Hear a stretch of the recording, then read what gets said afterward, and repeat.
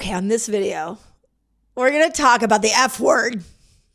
For those of you that have been doing keto for a while and you are nervous to eat this one category of food, I am hoping to change your mind. And that is fruit. Fruit can be either your best friend or fruit can be your worst enemy.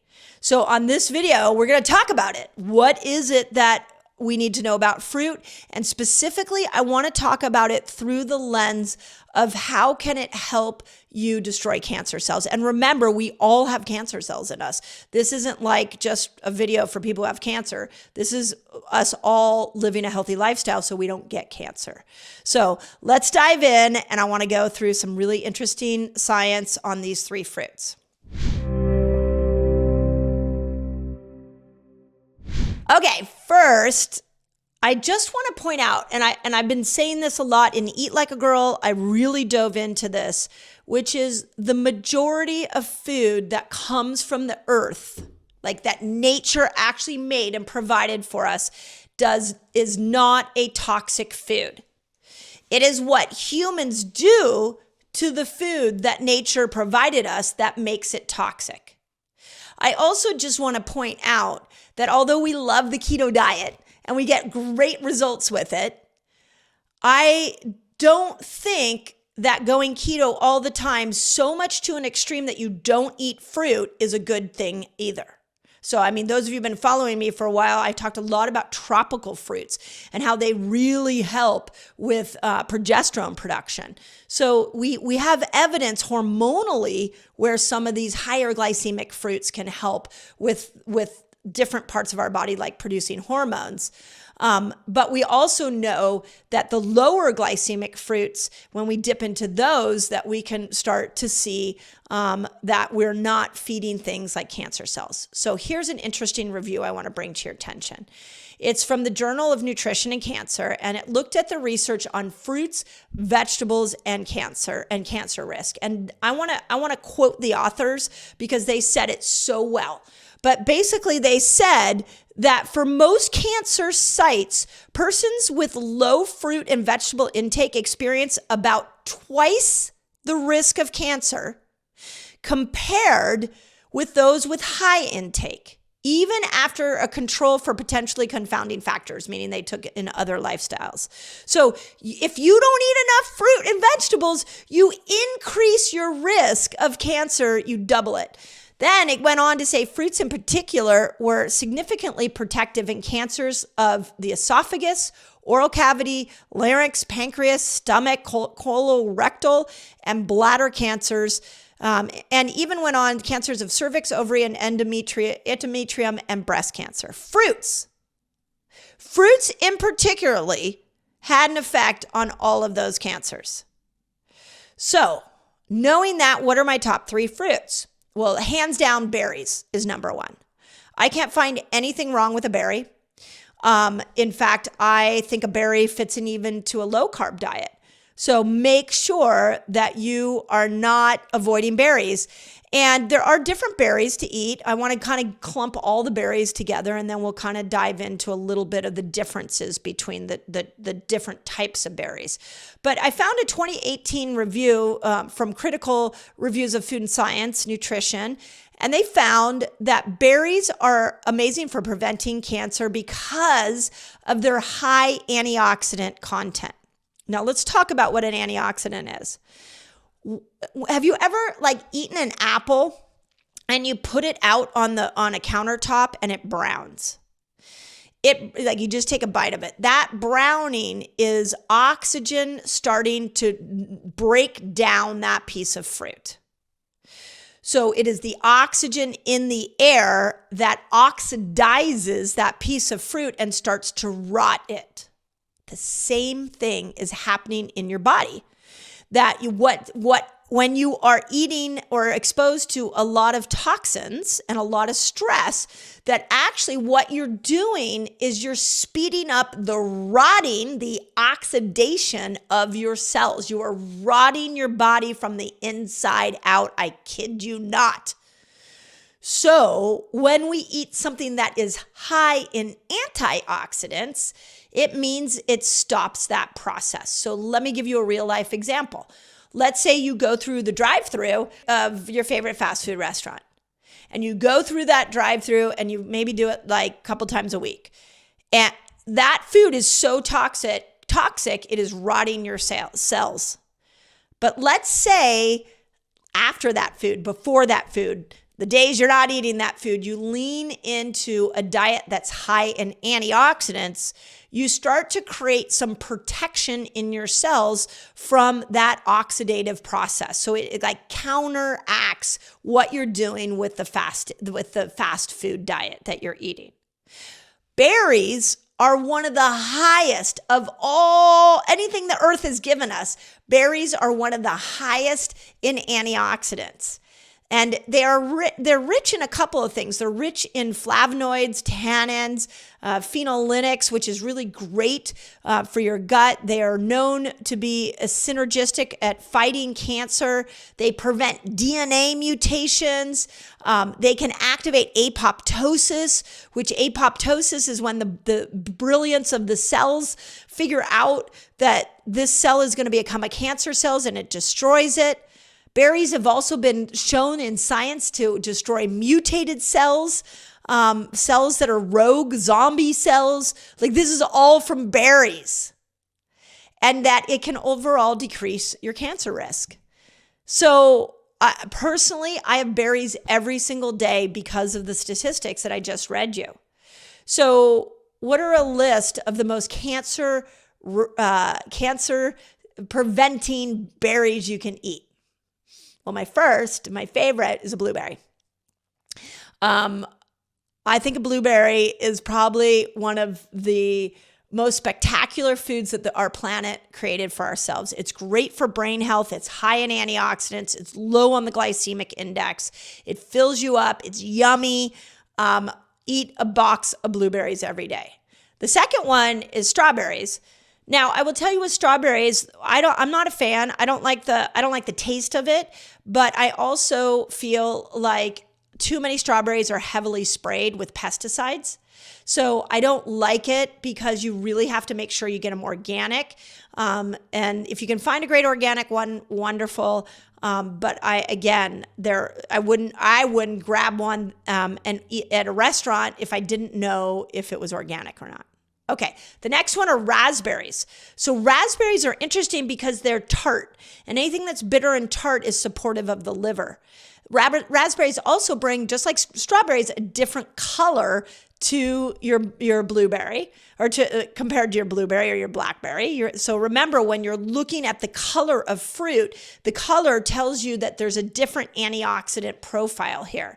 So if all I do is eat blueberries and blackberries, then I'm just getting that dark antioxidant profile. Whereas if I'm eating strawberries and raspberries, that red has a different antioxidant profile. So make sure you mix it up. I even know that there's some white raspberries that sometimes we'll buy at the farmer's market. Blackberries, personally, from a taste perspective, that is my favorite berry. I love blueberries, but I think blackberries is my favorite. And then there are things that I have not tried, like gooseberries. So some of you put in the comments if you've done gooseberries. I will tell you my absolute, outside of, I should say this is my absolute favorite berry outside of the blackberry. And that is an awalla berry. And there's only like 2 weeks out of the year that I know. I live in California that I know we can get it. But if you're a awalla berry fan, let me know. So berries are incredibly important for for preventing cancer. I highly recommend that you eat your berries raw. Don't cook them because you start to kill those antioxidants, and vary them so you get a variety of the different types of antioxidants each berry provides. Now, before I go on to the number 2 fruit that you should be eating, I just want to point out a really important study that I found, which was a 2016 review in a journal called Antioxidants. And it found that high berry intake was linked to nearly a 50% decrease in your overall cancer risk.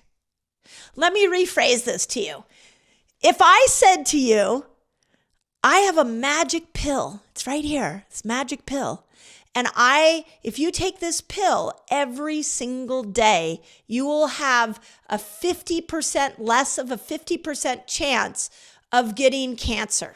You just have to take this pill every day and your chances of cancer go down by 50%. Would you take the pill? My guess is you would say yes.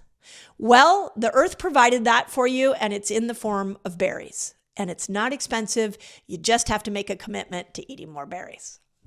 Okay, number 2 fruit that I want you to think about is citrus fruit. And citrus fruit is great for a lot of things. But there are some incredible studies that are showing us that citrus fruit is incredibly powerful for preventing and reversing cancer. So here was a 2002 study that showed citrus fruits are excellent in preventing cancer because they are high in vitamin C, carotenoids, flavonoids, limonoids, which we'll talk about in the moment, folic acid, which you need for hormonal health, and that all citrus fruits protect you from cancer-causing mutations because of the upregulation of these nutrients that I just discussed. I also found a 2021 review that showed carotenoids and limonoids are especially effective for cancer prevention because of their ability to do something called apoptosis. Let's pause this for a moment. Apoptosis, I talked about it in the when I talked about berries. But remember, when you're fasting, you're stimulating autophagy. And autophagy is this intelligence inside the cell that decides to detox the cell. But when you stimulate autophagy with fasting, sometimes the intelligence inside the cell says, wait a second, I think that this cell is a rogue cell. It's going to become a cancer cell. I need to kill that cell. And so it will kill the cell and get it out of your system. And that killing of the cell is called apoptosis. So stimulating apoptosis on a regular basis is really important. So if you start fasting 17 hours over and over and over again, that will help. But then if we start adding citrus into our eating window, it will help tremendously. You're double stacking 2 different health strategies for this apoptosis effect that happens in the body.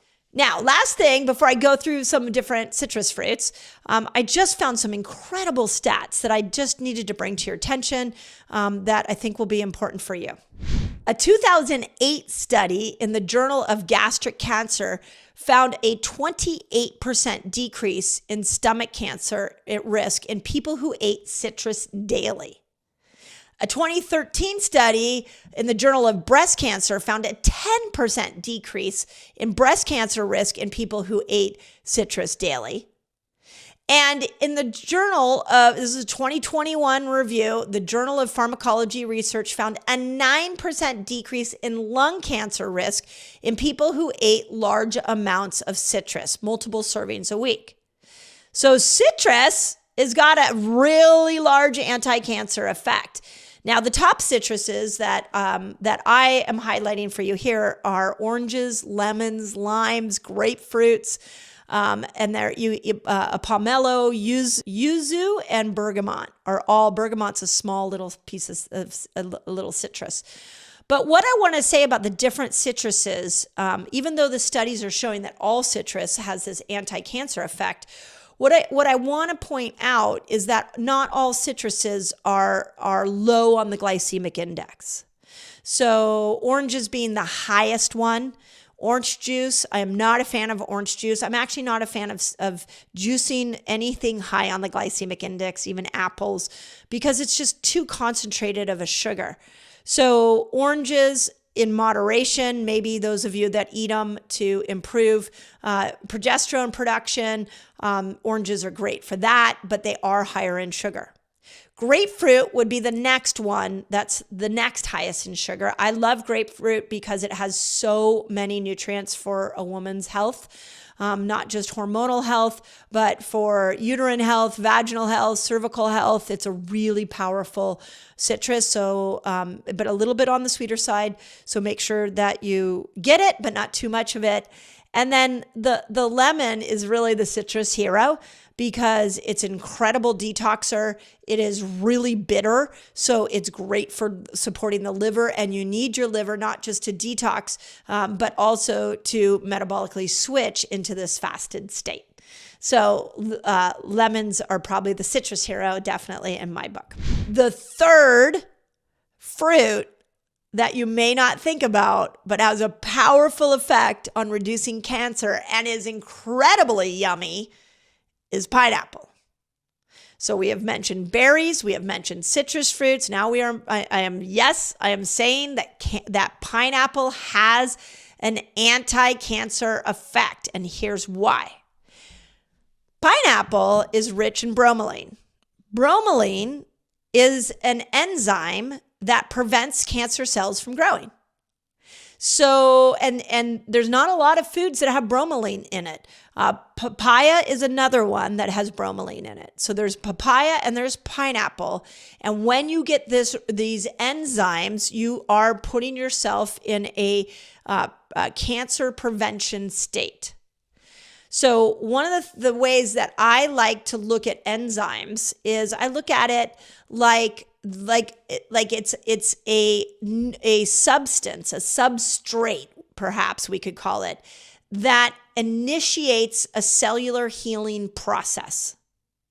So you need enzymes to initiate cellular healing.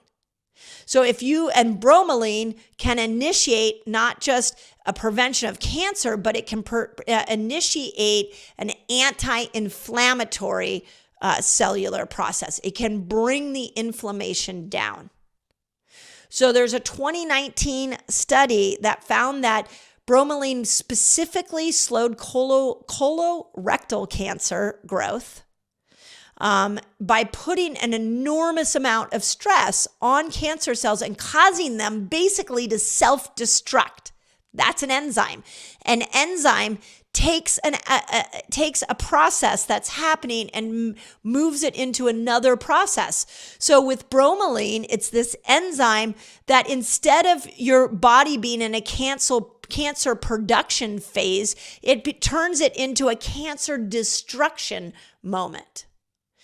Now, there was another review I found that bromelain was really good for other cancers and a wide range of cancers, too many cancers here to even talk about, because it supercharges autophagy, it lowers inflammation, and it decreases this long-term risk. So now I want to just say, just like the orange, I really want to just say that pulsing pineapple is good. Berries, you can eat them all day long. Lemons, put them in everything. Grapefruit, you can have them more days than not. Oranges, every once in a while, a couple times a week. Pineapple, a couple times a week. You do not want it all the time because it is so high in glucose. So keep that in mind when you're adding these back in, and then always attaching them to a fasting lifestyle is always, always, always going to be in your best interest. Okay, now I'm going to move to the Q&A part of my YouTube videos that I've been doing recently. So let me know if you're enjoying this strategy or this new format. I'm just to give you an idea, I am deep in writing my next book, and we have been gathering questions for that. And even in that process, we're finding some new questions that a lot of you have. So let me dive into the first question. The question is, how should I incorporate fruit into my fasting lifestyle? Won't even a little bit add too much to your body. Okay, first, just so we can call each other out and just be real with each other. How many of you are like, yeah, I'm a little nervous to eat fruit? I mean, I'll tell you, I was a part of an incredible group of doctors who were really studying keto together, were really studying fasting together, and I was in a buffet line with them. And one of them turns to me as we were putting food on our plate and says, do you ever worry about eating too much fruit? Are you fearing fruit? And at the time, I was feeling so good with a keto diet and fasting. I was like, yeah, actually, I do fear fruit. I had stopped eating fruit for a good section of time. So put it in the comments if that's you. And then I realized this is not smart. I need to bring fruit back because of many of the scenarios that I talked about there. Berries fit into your fasting lifestyle any way, shape, or form. It always works for you. Berries will always work for you. So I highly recommend you bring berries in all day long. So that is not going to raise your blood sugar too high and make it difficult for you to switch. Green apples would be another one of those. Not all apples, but green apples. I'm a huge pippin fan, a huge Newton fan. That is incredible and can really help with giving you the nutrients you need, but they're not too high on the glycemic index. I've talked a lot about tropical fruits for progesterone production. I love that, but if you're a woman, you want to just do it when progesterone's coming in, which is during ovulation and the week before your cycle. Or if you're a menopausal woman, just pulse it in, just not too much. The fruits that people do every day that are really difficult for your body, the banana is one. A lot of people have a banana every day. I'm not saying don't eat bananas. I'm just saying don't eat it every day. It'll probably ruin your fasting lifestyle. Mangoes. Mangoes are really high in sugar. I love mangoes. Every once in a while, they're great. But if you did them every day, it would be hard on your fasting lifestyle. And then, for sure, I need to point this out, that dried fruit is going to be some of the worst because you have dehydrated the fruit and you have now concentrated the sugar. Although there is one exception to that, and that is a dried apricot. A dried apricot has been proven through science that it helps with estrogen production. It's just that you can't eat too many. Okay, you know how when you're trying to get in and out of fat burner, sugar burner, and sometimes you struggle? It might be that you have a metabolic blocker that's at play here. Want to know what those blockers are? Click on the link above and I'll take you straight to a giveaway and you can have my list of metabolic blockers. Question number 2 is, I've heard inflammation can increase with age and hormonal changes. Are there fruits, vegetables, and meats that support an anti-inflammatory diet or benefit? Okay, here's what you need to know about inflammation and foods you can add in that will really, really help you. If you want to lower inflammation, what you want to focus on are fiber-rich vegetables. So these are your green leafy vegetables. These are your cruciferous vegetables like broccoli and cauliflower and Brussels sprouts. You want to focus in on those specific vegetables to bring inflammation down. The cruciferous vegetables are great for the liver. When the liver is well supported, it can bring inflammation down. The raw greens, your dandelion greens, your spring mix, your parsley, your spinach, your kale, all of those are really healthy for feeding the microbes in your gut that will bring inflammation down. So I like those for inflammation. Fruit-wise, I would say berries are probably the only one that I would recommend that might have a benefit, an anti-inflammatory benefit. I just can't find anything wrong, especially with the blueberry. And then with meats are really interesting. I've done a lot of videos on the carnivore diet and how when you just eat meat and you tack that to fasting, that you can actually upregulate T regulatory cells in your gut, and those T regulatory cells regulate the immune system, and they can bring that inflammatory response down, which ultimately is really cool. So if you haven't seen any of the videos that I've done on carnivore fasting, I highly recommend you go check those out. I'm sure my team will put some links in here for those videos for you all.